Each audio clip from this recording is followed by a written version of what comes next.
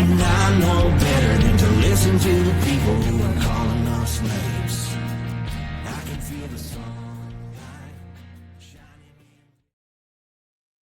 Well, good morning and welcome to episode 873 of the Lots Project Morning Show, where the coffee's strong, the opinions are stronger, and everything is always filter free. I'm Brian, your host, and it's February 2nd, 2026. This morning, I'm enjoying a fresh cup of light Colombian from foodforestfarms.com because life's too short for shitty coffee. At Food Forest Farms, your beans are roasted by real human hands using a clean stream air roaster. More than just a customer, your family. Get 10% off with code LOTS10. That's LOTS10, and shipping is always free. While you're there, check out C4 Club for even more awesome perks. Today we got another packed show. We've been 2 weeks off last week. I'll talk about that a little bit in just a minute, but we'll talk about prepping for the big old ice storm we got here that we're still dealing with, what actually happened when the ice hits, a look ahead at what's coming up still from the fallout from the ice storm, and a little bit more. So grab your coffee, smash that like button, and let's get started. Good morning. Good morning. How we doing? Good morning, Rewilder Life. Thanks for popping in early and sticking around. And Mike's Homestead, thanks for stopping. How's stuff going on over by you? Did you get smacked by ice? Did you get snow? Did you get rain? What'd you get over in your neck of the woods? I know it varied greatly from east or west to east in Tennessee. Obviously, Tennessee is super long and narrow, but even north to south, the gradient was unreal. There was like a narrow band of the worst of it, and we were here. Our county was smack in the middle of it. It was an interesting storm. So we'll talk about that in just a second. Grab a sip of coffee here. Oh, man. That Food Forest Farms got me through this cold, because not only did we get a huge ice storm, we got a pretty decent cold snap to go along with it, especially for being in an RV and heating with our tiny little wood stove, not having electricity, so couldn't have any supplemental. I guess we could have, but we chose not to have any supplemental electric heat. So good morning, Pip. Thanks for popping in. Good morning, humans, and happy Monday to you. First things first, let's talk about Bitcoin and silver, I guess. Bitcoin took a big old dive. I think it was Saturday that followed the big silver crash. I guess we call it a crash on dip, pullback. I don't know, whatever you want to call for either one of those. Silver dropped about 27%, I think, on Friday, and then Bitcoin took a big old spiral down on Saturday. Bitcoin currently sitting at 77,693.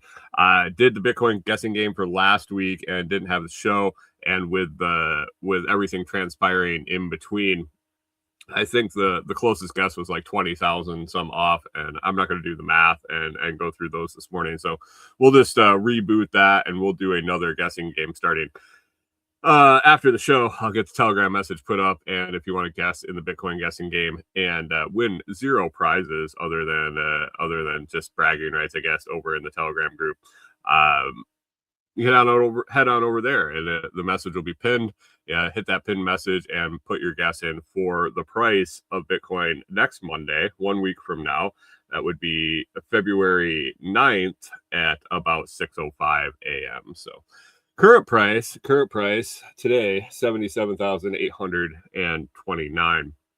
Mike's Homestead says snow then sleet Saturday, 32 and rain all day Sunday. So we ended up with about 3 inches of slush that froze and made a mess. I wish ours had turned into that. We were not as lucky on the 32 and rain on Sunday. So ours ended up being about an inch of ice. So we will see. We'll talk about that.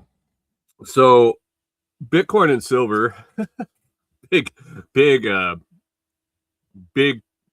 course change,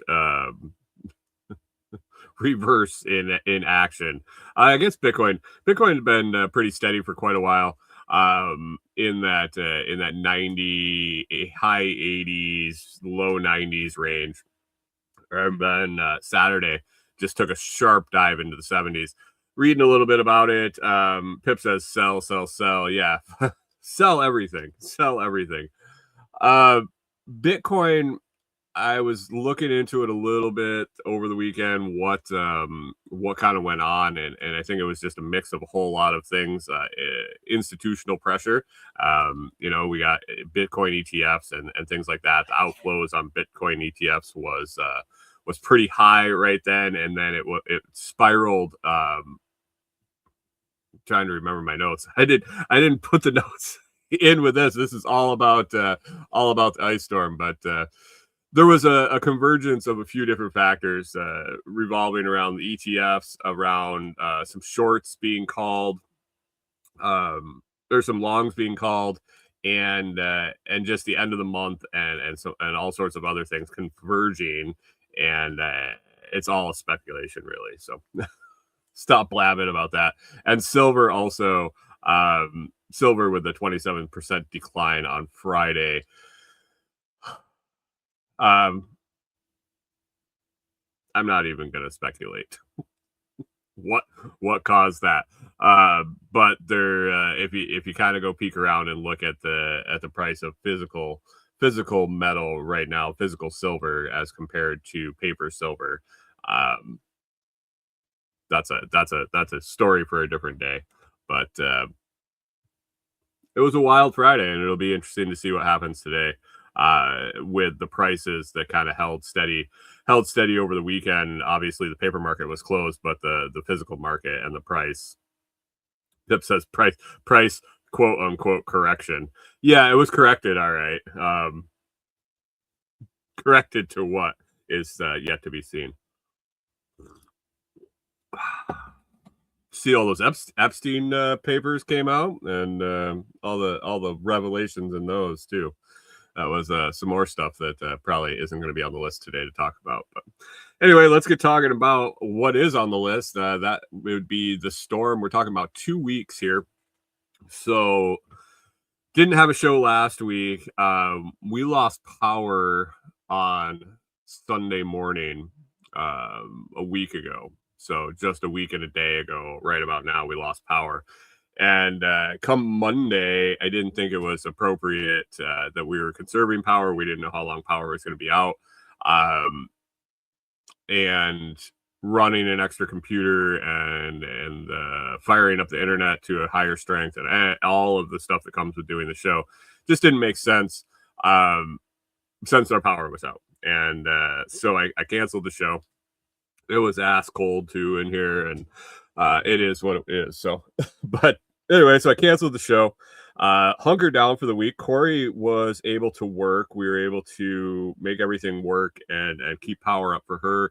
We never really lost Starlink, so she was able to work all week, and I was kind of taking care of keeping the fire going and keeping the generator going. And well, I didn't really keep the generator going, but keeping the power situation correct and just basically going stir crazy in the cabin. But anyway, so we'll rewind back before that. So that was last Monday in the middle of the storm. But before that, we knew it was coming. So the last time I had an episode 2 weeks ago.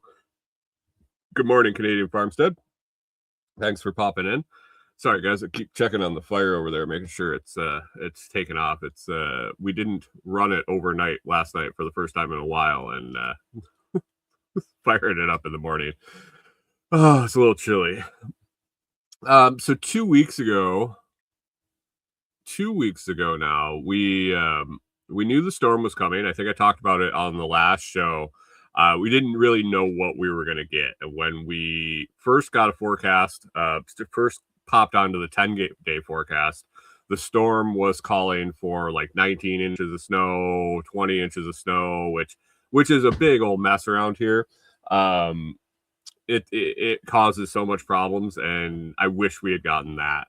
As the week went on, it kind of changed in the forecast. It dropped significantly in accumulation amounts from like 19 to 20 inches down to 2 to 3, 4, 5, and we kept watching, thinking they don't know what the fuck they're talking about. They just don't know. Why are they trying to predict this? Go from 19 inches of snow to 2 inches of snow. Quickly, as looked more into it, they weren't talking about 19 inches of snow to 2 inches of snow. They were now forecasting that we were going to get just a shitload of ice, and that's even worse around here. So, in the rural counties in Tennessee, out here in Western Tennessee, especially, we don't get a whole lot of snow. We don't get a whole lot of ice, maybe once a year. From what I've experienced since I've been here, and from talking to other people, even more sporadic than it's been pretty consistent the last few years. But even before that, it was hit and miss. So they don't have the equipment, they don't have the capabilities, they don't have the routines or the workforce to handle winter storms, whether it be ice, snow, or anything. So once the snow is here, the roads kind of are what they are until it melts. Mother Nature is the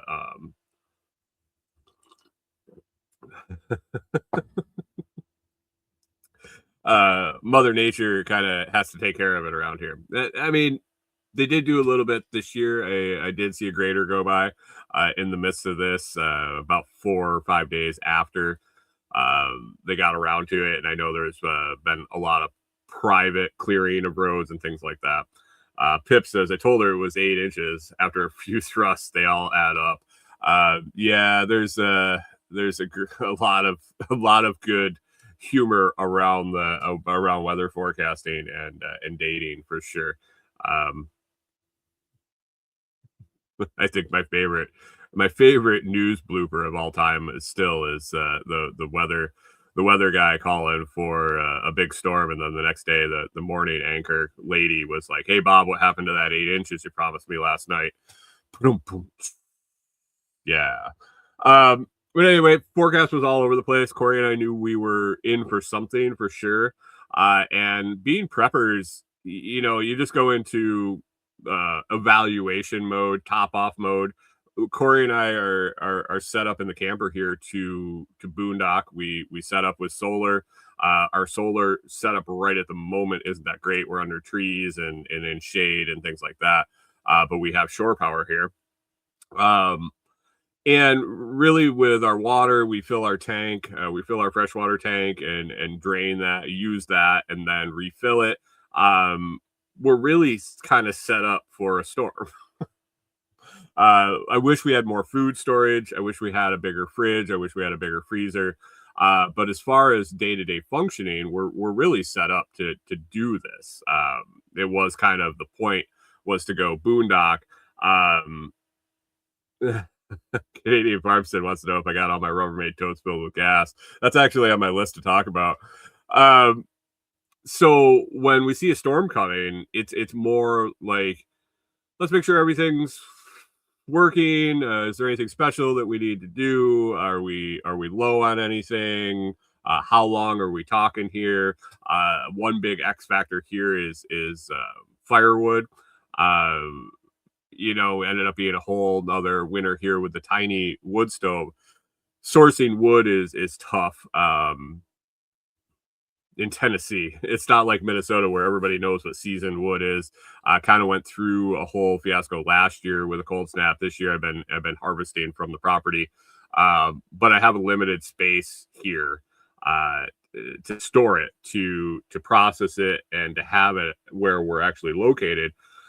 And I don't want to bring piles and piles and piles and piles here just to move it again when we don't use it, and we end up moving to the cabin. So trying to estimate how long we were going to be kind of stuck here to bring enough firewood for that, looking at a super cold snap in the midst. So we just had a lot of top off stuff to do. Other than that, Pip says, what the fuck is seasoned wood? Like salt and pepper?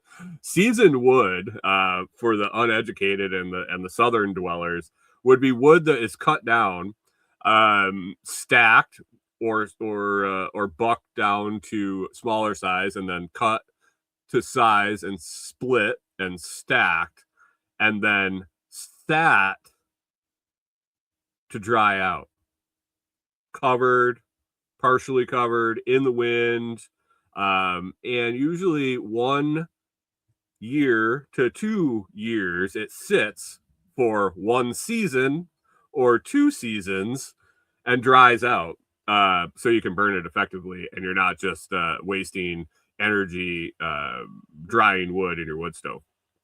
And another thing, my little tiny wood stove, if the wood is wet at all, it just doesn't it can't handle it. The firebox is so small it needs dry wood to heat up enough to cover the camper. So seasoned wood, dried wood. Here in Tennessee, the people think that if they can cut it down and split it up and stack it, that it's ready to burn. And maybe that works in a full size stove. I don't know. Maybe that's enough here. But yeah, no, doesn't work in my stove. So need seasoned, dried wood.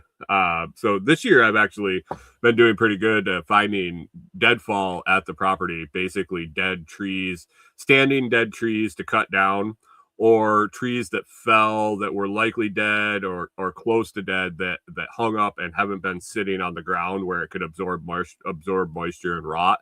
That they've hung up there and kind of air dried and super dry and burn. It's been burning well.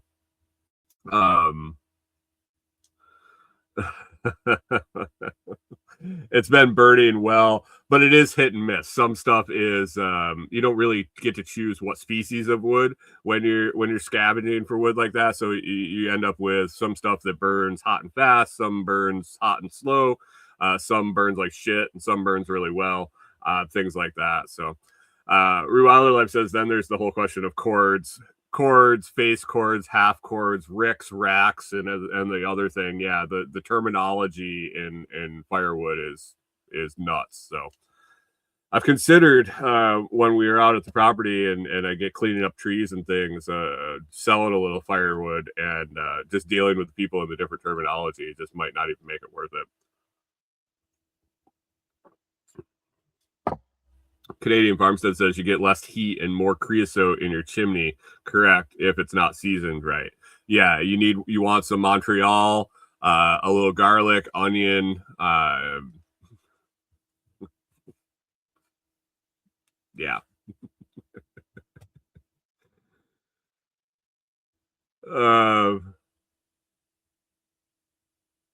Pip says I have paracord, but I doubt that's in the realm of discussion.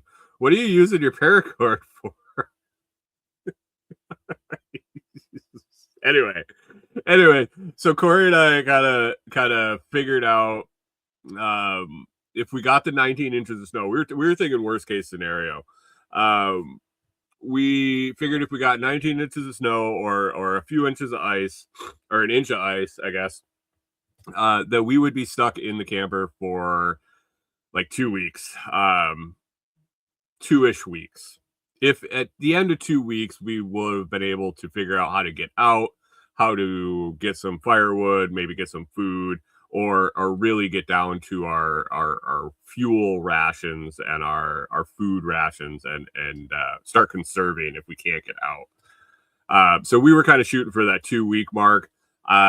So we were needing to stock up on propane for our generator, wood for the wood stove, food, and water. Water, we have a spigot here. One thing that oh Pip wanted to throw his paracord into the half cord, face cord discussion. Wow. Sorry, Pip, I missed that one. You must have had an extra cup of coffee before me. You're an hour ahead anyway. You've been awake an extra hour. So anyway, so prepping up water. We have a spigot here. We have buckets and everything. Corey and I were like, we lose water every time we lose power in the area. And if we were going to get a lot of ice, we're going to definitely lose power for some undetermined amount of time. So we wanted some fresh water on hand, some tap water. After the tap, we always filter it through a Berkey filter. So we weren't worried about the storage vessels. And with the cold water coming up, I didn't know if I really wanted to keep using our freshwater tank in the camper. We do have a skirting around. We do have underbelly cover, but we were looking at single digits overnight and 3 to 4 days in a row where we weren't going to come above freezing or barely come above freezing. And so, even though we were going to keep the inside of the camper warm, I didn't want our plumbing to freeze. The plumbing in the exterior walls, down in the underbelly, and the tank itself. Uh, and so I was kind of debating whether I wanted to fill it up and then drain it, and then drain it completely through the low point drains, or if we just wanted to run it and try to keep it full, and how to go with that. Weren't sure what we were going to do with that yet, but we did know we wanted to store some extra in case the water did go out. So we grabbed a bunch of 5-gallon buckets from the cabin, basically filled up a bunch of 5-gallon buckets, filled up our coolers, left that outside. We topped off all our fresh water inside, filtered a bunch of extra. Had probably, I think we had like 15 gallons of fresh water filtered, drinking water for us and the dogs, and cooking water and things like that. And then we had another like 80 gallons stored outside, which was going to freeze. And we knew that. And we had a plan for bringing that inside to let it thaw as we needed it. The cooler stayed thawed. That was a source of liquid as we were waiting for the buckets to thaw. That system worked okay. We did fill the underbelly tank of the camper a little bit and used that until it was pretty much empty. And then we'd let it freeze. I didn't end up draining it completely through the low point drains. Basically ran it out so it had air gaps or air bubbles in the lines, turned the pump off and left the spigots open. And that's been that way since that time. It still is that way. We haven't filled the water again because of an issue. when I went to, so yeah, we got our bucket stores. We got we filled the bottom tank a little bit. We got all our freshwater stores, and then I was going to bring a hose inside to keep it thawed. So when we started needing to fill up water again, we had a thawed hose. Went to unhook the hoses outside, and they just started cracking. I guess I had waited too long. It had been too cold. They had been in the sun too much. I'm not sure what the combination is. But we had 4 hoses outside that were strung together with some splitters and some fittings, and one went to our outside shower, one went to fill the camper, but 4 total hoses in the combinations. And as I was trying to unhook them to bring one in to keep it thawed out, 2 of them cracked of the 4, and then I got really, really careful with them and was able to get one inside, and then I have one still sitting outside that's probably frozen solid, but it's not cracked. So that is one of the reasons we haven't filled the water yet again. The temperatures are starting to come up, but I have to get to the hardware store to buy new hoses to replace that to fill the water. The water did go out with the power. We did end up losing power. But I haven't tried to use the water spigot yet, as we don't have hoses. So we do, but we're not in an emergency situation to have to use it yet. I'm supposed to be getting out today to head out to the property and hopefully pick up some hoses, and then we'll fill up that water tank and see if we had any damage, see if things are still frozen. I don't know. It was a new process this time. I don't know. We've tried a bunch of different things with our water here in the camper, and I don't know. We'll see what happens with that. But anyway, water was good. I wish we had a better way of thawing it. I wish we had more room inside to store and keep liquid water. But this worked, I guess. The Berkey is super dirty at this point because we were using buckets and hoses and all that shit. And it needs to be cleaned. it worked. It filtered the water, and the water was perfectly fine. But yeah, so that was water.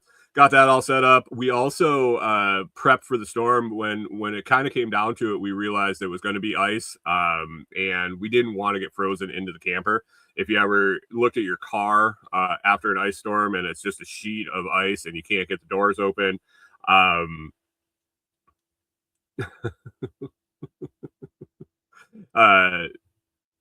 can't get the doors open and things like that. We didn't want that to happen to the outside of the camper, especially if we're going to be getting a half an inch to an inch of ice. So Corey came up with a great plan. I wasn't sure how it was going to work, but we ended up grabbing a roll of house wrap from the cabin build and brought that back and cut covers for the doors and used 3M Velcro strips and hooked it to the camper and then the house wrap. It worked great. We got it done. One worked great. We didn't really think about how we were going to put it on the door that we were going in. We kind of settled for the fact that we could get it over one of the doors really good, and then we'll have access for that in and out. The other one, we're going to try to hook it and slide the door shut enough, and then reach through and seal it. Didn't really work. It kind of blew around in the wind all night. I could hear it outside my bedroom. But it did. It kept the ice from building up over the door, and the door didn't get frozen in. And the one that we did seal really good, it worked fantastic. So that was a win. We didn't get frozen into the camper, and I think we probably would have if we hadn't covered everything. Looking at the truck and looking at the way the wind was blowing, I think we would have been a sheet of ice on the side of the camper with the doors. So big shout out to Corey for thinking about door covers and coming up with a plan for that and getting that out there and saved us trying to hack our way out when we were in the camper. Food we went and did our normal grocery shopping on Wednesday night. So forecast came out. It was like on Monday or Sunday. They started kind of hyping it up. We did our normal grocery shopping on Wednesday night, and Walmart was empty. Empty of food. It was a madhouse. There were a ton of people there. I shouldn't say a ton of people. It was slightly busier than a normal Wednesday night, but there was nothing there. The milk cases were absolutely empty. I put a video up after we got back that night. Basically, there were a couple of soy creamers in the whole milk dairy section. All the breakfast foods, eggs, bacon, sausage, all the breakfast meats were gone. All the bottled water was completely gone. There wasn't a bottle of water in the singles case or the cases. Hot dogs, bologna, cold cuts, all the chicken was gone. There was basically no chicken. I don't know. People were going to put it in the fridge, I guess, and hope they didn't lose power. Flour. I guess a lot of people were going to be baking bread. Bread was completely gone. I was surprised that the soup aisle was full. Not full, but it still had a bunch of stuff, and canned vegetables, canned meats were still there. Beef, plenty of beef.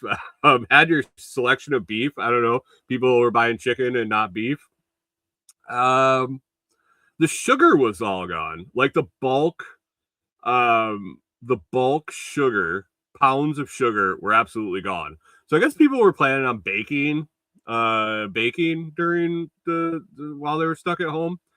I was just as Corey was I just drive the cart basically. Corey has the list and that's how our grocery shopping go. I just kind of drive the cart behind her. And I was just looking around and contemplating.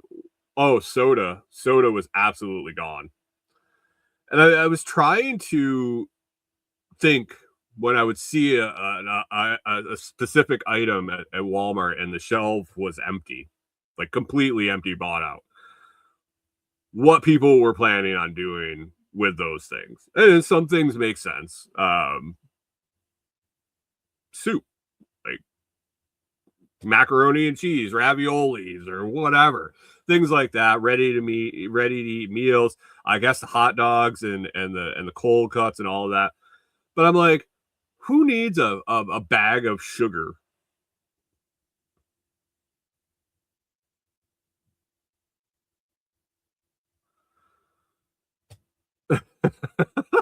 Like Homestead says, sugar, pasta sauce, marshmallows here, in addition to what you mentioned, and zero produce.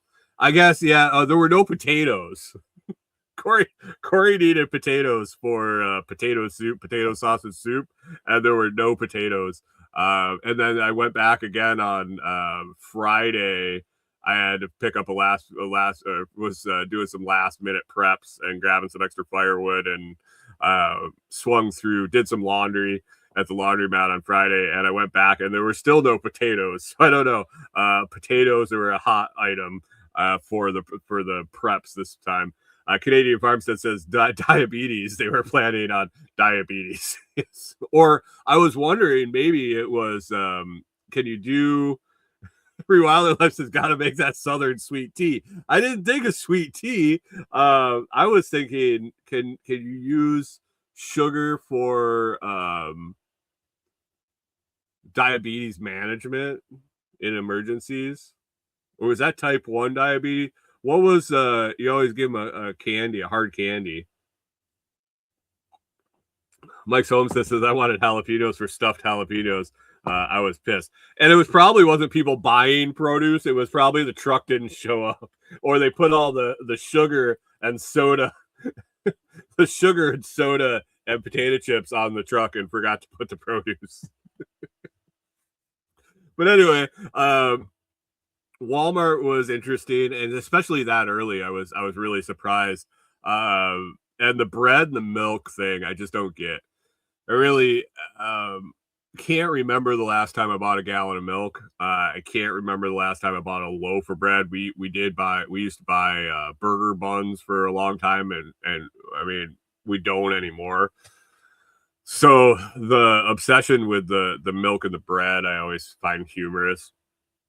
Since we don't buy that shit anyway, we don't really miss it when it's gone. But I was really surprised. Other customers, I heard them on the phone with people that were surprised at the empty shelves, and watching the local Facebook groups, which was gold over the storm, guys. It was watching these local Facebook groups was absolutely phenomenal. For the updated information, which is good. You kind of know what's going on all around the area, people reporting in, but B, watching the people complain, watching the people beg, watching the people help each other. It was just this whole big ball of all sorts of nonsense and good shit, I guess, too.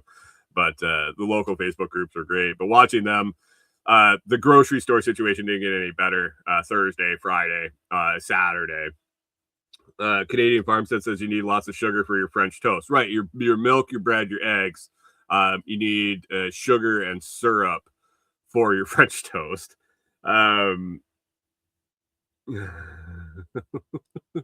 Life says if you've ever seen a Southerner drink sweet tea, holy sugar. Yeah, if you've ever seen them make it, that does make sense now. I didn't even think about sweet tea. That it really makes sense. But anyway, yeah, so we grocery shop Wednesday night. Thursday, Corey was off of work. We went and topped off our propane. We had 30-pound tank that had just emptied. Other than that, we were pretty much full already. Stood in line for 45 minutes at Tractor Supply for propane. Every place was just line the same about that, waiting an hour in line. If you got propane, you were lucky. Tractor Supply, the guy said that the truck had been there at 8 a.m, had filled their bulk tank, and he was going to run it dry. They would just be filling tanks constantly for about 4 hours, and then they'd be out. and then they were going to get another delivery later that afternoon. So this was Thursday. He said it had been going on since Tuesday. So constant line of propane filling from Tuesday through Saturday. Yeah. at multiple locations. This was the Tractor Supply in the bigger town close to me. All the pre-filled propane tanks were getting hit and empty. Couple different places with bulk tanks in a couple different towns, and basically putting notices on Facebook when they had propane, when they got it in, when they were empty. And watching that, I was just, they made a lot of money. a lot of money. So we bulked up on propane. We went into the storm with 3 30-pound tanks and 2 20-pound tanks. So was 130 pounds, 130 pounds of propane. Topped off our gasoline. So we had 10 gallons of gasoline. So this would have been to cover our generator running and our fridge and range, our stovetop. So basically nothing really for the camper other than the fridge and the stovetop, which doesn't consume a whole lot. So then basically 120 pounds of that was reserved for running the generator. And then an extra 10 pounds of gasoline. If we ran out of propane, I could put gasoline in the generator. And let's talk about that for a little bit. Propane in the generator is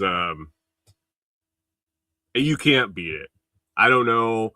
Natural gas, I guess. Natural gas, if it's plumbed directly to your house and you have a line, and you can hardline your generator, and you don't plan to take it anywhere, say it's a whole house generator or a big one that you're not going to be transporting, natural gas is probably better, I guess.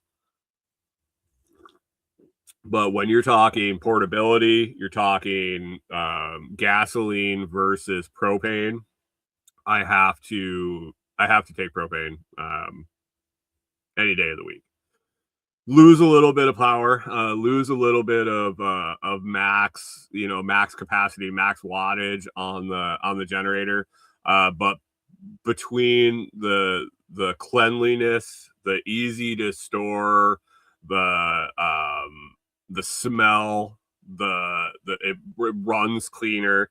Your maintenance on your generator is less. You're not dealing with gummed up carbs and shitty fuel. You're not dealing with storage of fuel and stabilizer and shit like that. You're not having to worry about ethanol free. You're not having to worry about water in your gas.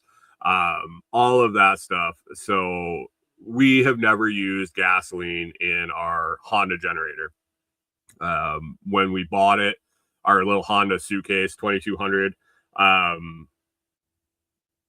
it just when we bought it, we had already made a decision we were going to be mainly on propane while we were traveling full time. We had to have propane for the camper, for, like I said, the refrigerator and the stovetop. And so since we were going to have it anyway, we were going to be able to run the generator off it. And so I bought a Hutch Mountain conversion kit,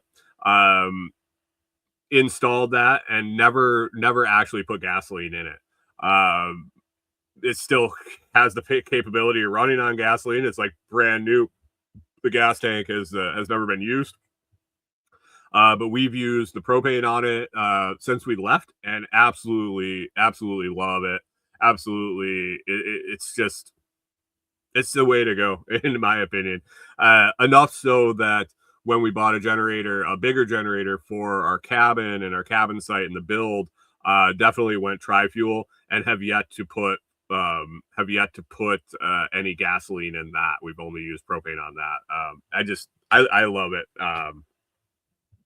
Working in gas, working as a gas station, a gas pump, petroleum equipment technician, I see what gas does to shit. And I see how quickly gasoline can go sideways. I see how different the products can be that come out of the pump at a gas station. So your input is really variable on both the storage side and the usage side. Propane is what it is. It's fucking gas. It's you're not, yeah.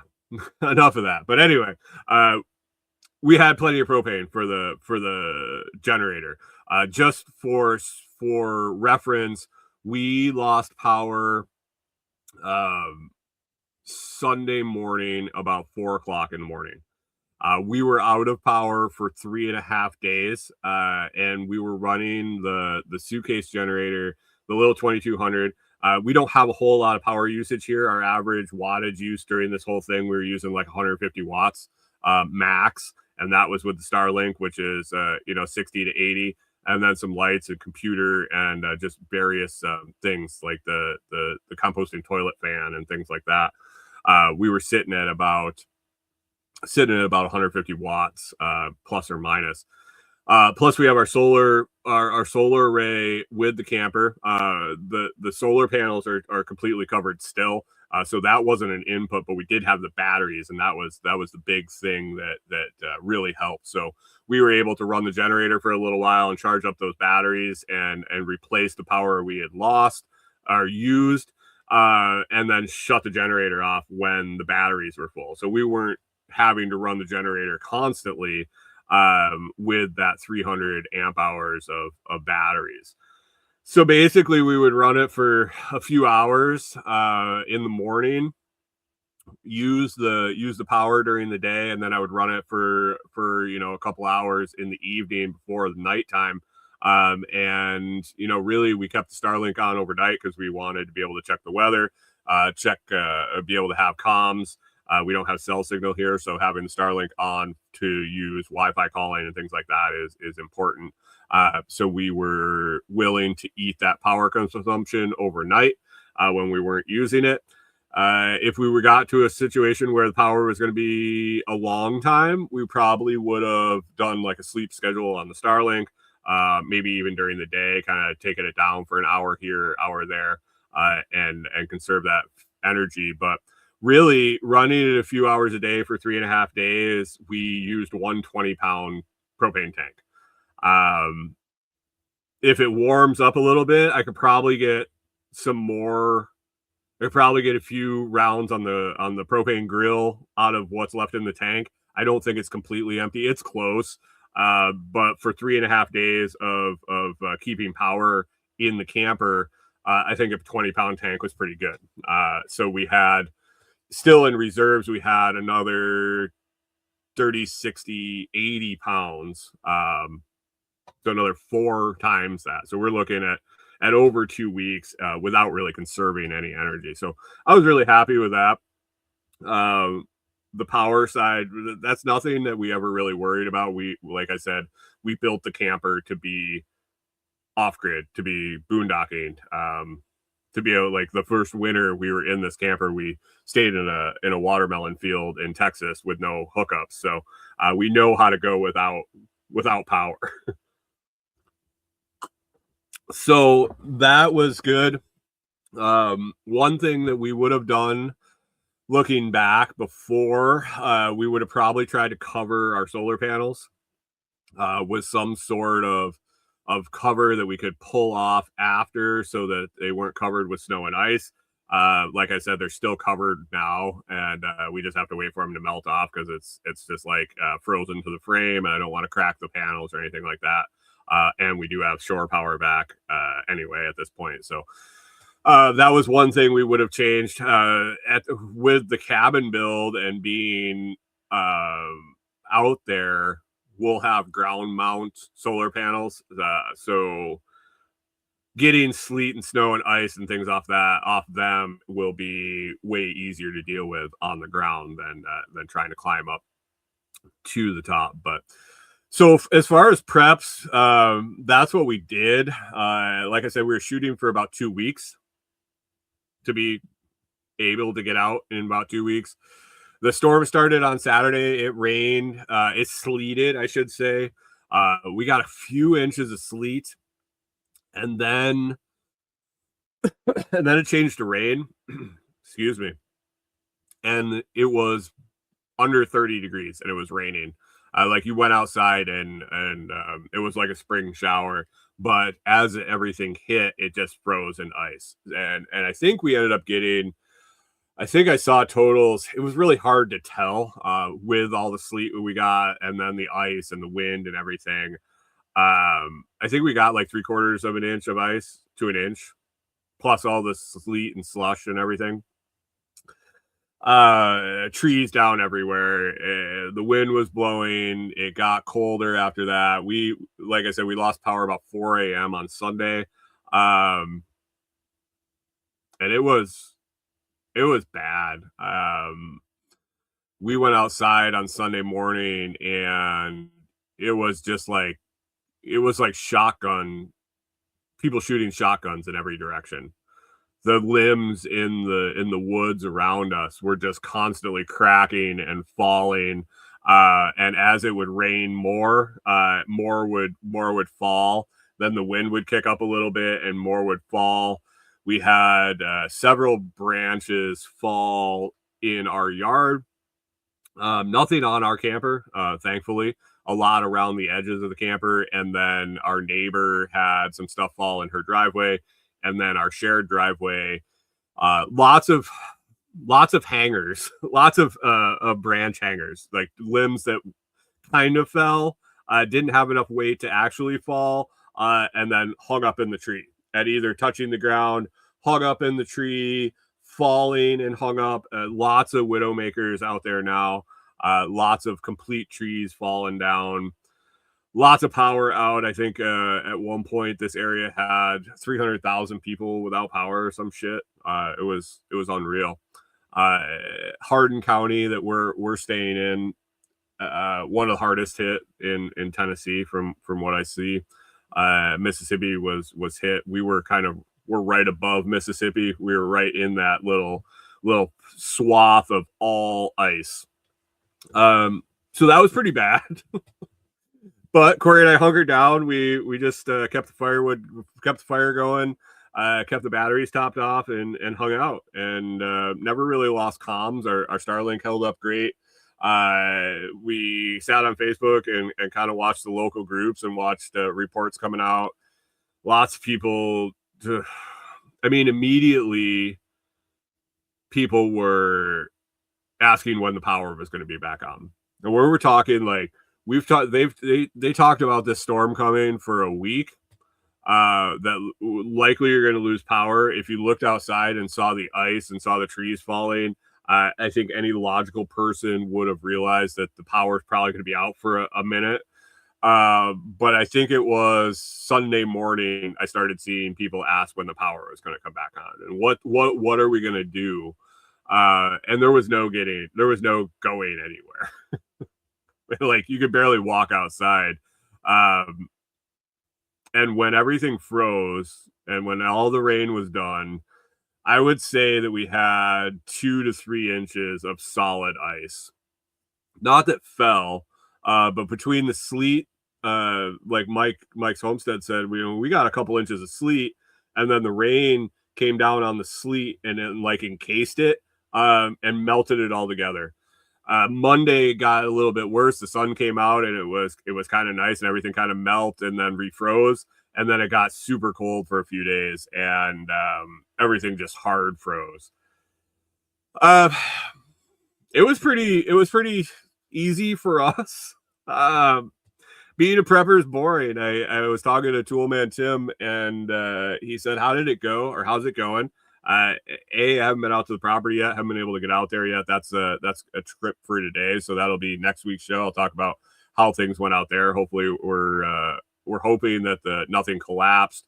No trees fell on anything on any of our structures or Tim's structures.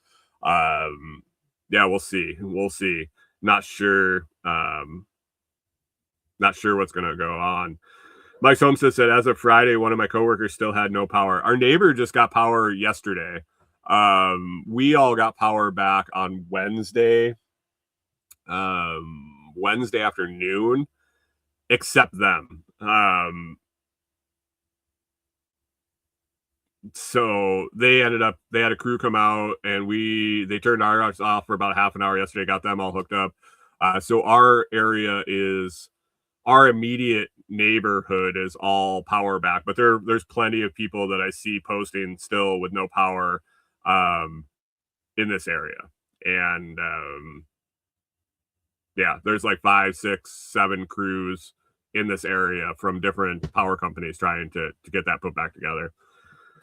Rewilder says, what would you do different with, say, water? Because it's likely you'll be at your cabin when this happens again. Well, I'll have bulk water. One of the ways I'll have it insulated. I will have I'll have the lines insulated. Most of the lines will be in the cabin. We'll have bulk rainwater storage in hopefully a 2,000 or 3,000 gallon tank. So we'll need quite a bit of cold for that to freeze, especially if I have aeration and circulation. And then I've been actually contemplating some sort of dump load for our solar, so that when our batteries are full and we still have sun, we have someplace for the power to go instead of just wasting it. And one of those systems I've thought about are some heaters, some preheaters for water, some solar water, or some battery bank, basically water battery banks. So I think that we'll be able to keep the majority of that tank unfrozen, keep it liquid, and then also we'll just have a bigger area inside, like a shower pan, to stack buckets and keep buckets of water available liquid instead of keeping them outside and having them frozen. The biggest thing that we ran into basically is our water stores. We didn't have enough room to store the water inside to keep it from freezing. So that was the enemy. I guess I could have heated up water and poured it over the ice to melt ice, but basically, yeah, have a little bit more extra room to store liquid water inside, and keeping pressurized water going, indoor plumbing, I guess, because we've been just running out of buckets and our little off-grid sink and things like that. So keeping pressurized water will be key, and then having liquid stores. So we were kind of stuck here. We didn't even try to get the vehicle out, try to get our truck out until Thursday. Corey and I ended up driving into town. Had kind of reports that the roads were getting better. Wanted to see what was open. Kind of went down into town. The gas station was open.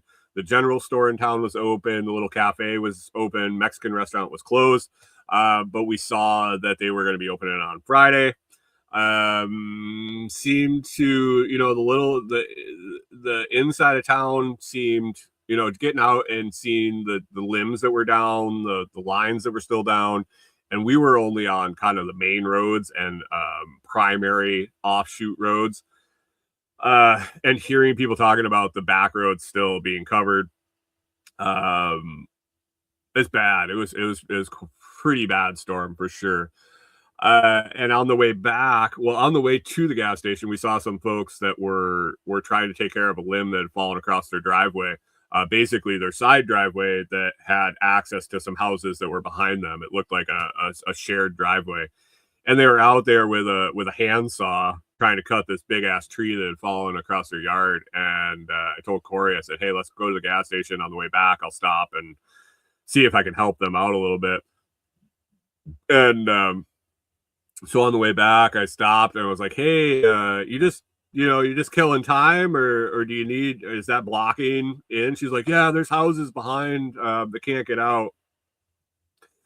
And so I was like, I'll help them. I'll buzz it up into, I said, do you want me to chunk that up into pieces that you can move with my chainsaw? And they're like, yeah, it sounded like they had a saw that wouldn't start, or I don't know what the deal was, but grab the saw out of the back of the truck, and man, like 10 minutes had this chunked up for them.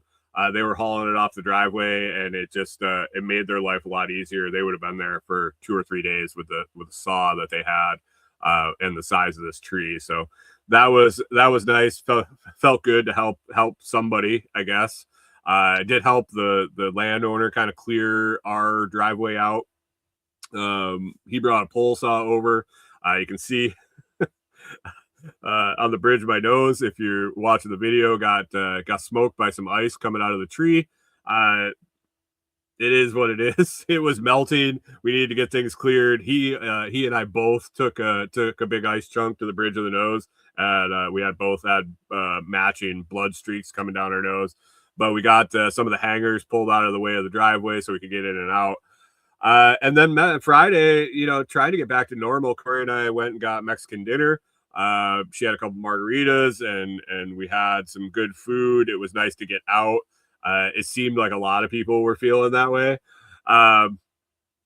But really, through the whole thing, watching on the local Facebook groups, like I said, seeing the people helping each other was great. The fire department here, basically those guys lived at the fire station. They were cooking hot meals for people. They were offering a place to get warm. They were delivering meals. They were going and picking up people. They were delivering supplies to people that couldn't get out. And then so were just private citizens, folks asking, if you're stuck in your driveway, if post it and we'll try to cut you out. If your roads are blocked, let us know. We'll try to get out there and cut things away. And it was really it was nice to see the community coming together.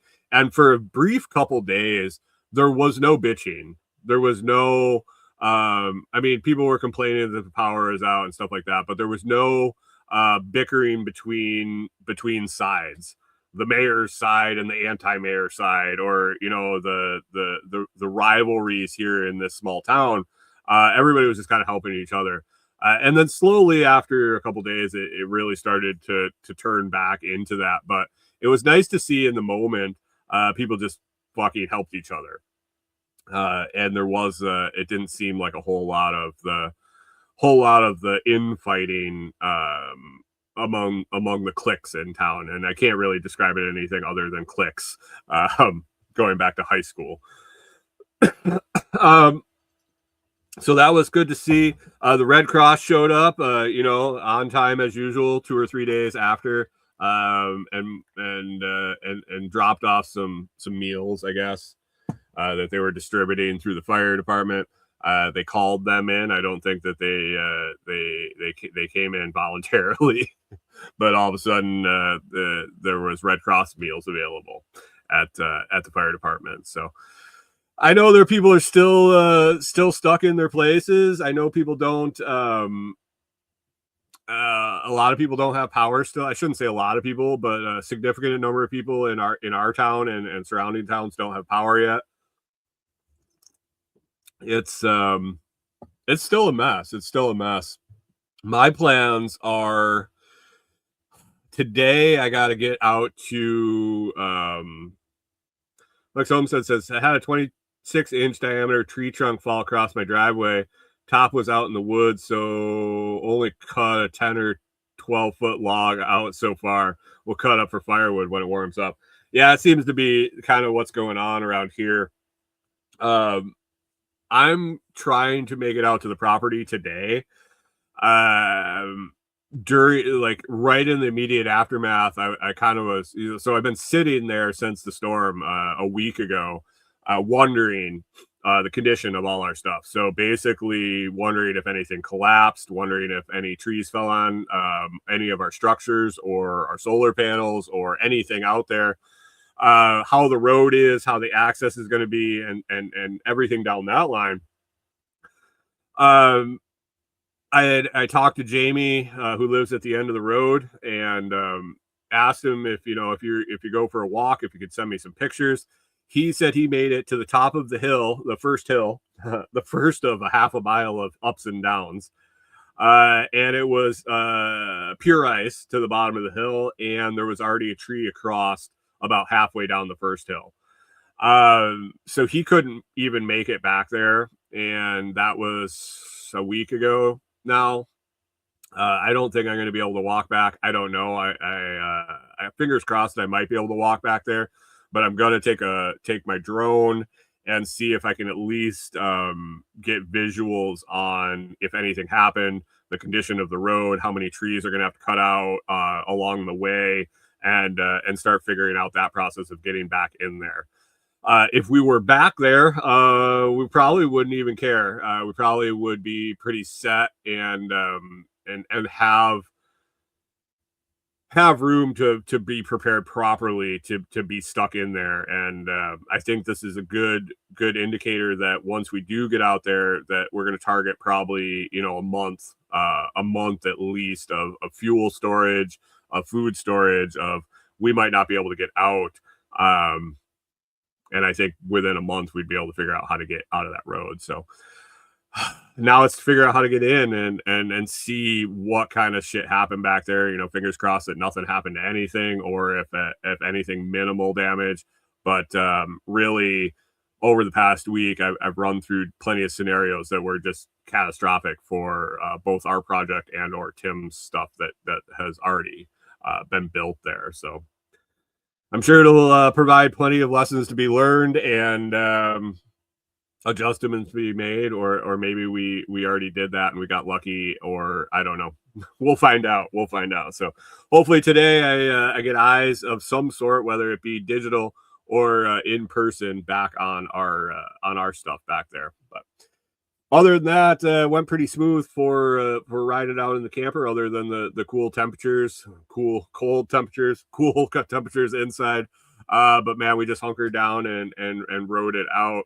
And maybe I should do some preparedness classes around in the area. So we will see. Man, if you want to keep up to date other than weekly, you can head to the Telegram chat at t.me/lotschat. That's t.me/lotschat. We talk about this stuff every day. What's going on? We joke around, have a good time, and yeah, you can request to join over on Telegram. Other than that, I will definitely keep you guys posted next week of what I find out at the property and a whole review of the whole situation. We had a lot to get into 2 weeks of storm prep and riding it out here in an hour show. So other than that, I'm going to wrap it up. I got a bunch of stuff to do today, and it's been a good show. So appreciate everybody hanging out and the comments. If you're listening after the fact, if you could definitely share it with somebody, or reach out on one of the socials and say hi, ask any questions, or let me know things that you want on upcoming episodes. Anyway, hope you have an awesome week. Hope if you had to ride out the storm, it went okay for you. And we will talk to you again next Monday.